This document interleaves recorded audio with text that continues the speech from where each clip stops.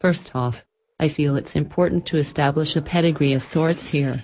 The original Super Cub rolled in 1956, and although Honda quit shipping them to the US back in 1974, the factory kept cranking them out for the rest of the world, to the tune of over 100 million units built as of 2017. That makes the Super Cub the single most popular motorcycle in the world by a significant margin.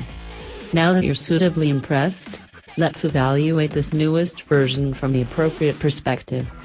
Right off the bat you'll notice that it seems to share much in common with classic scooters due to the lards that form a nice protective pocket for your stems in the step-through area that follows close behind.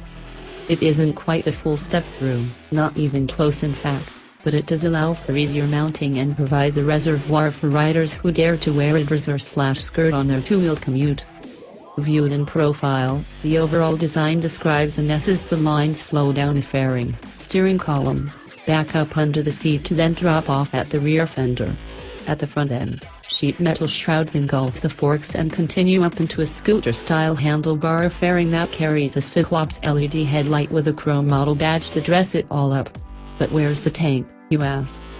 It's tucked away under the seat, all 1 gallon of it, and it's kept secure by a lock that releases electronically for push-button access.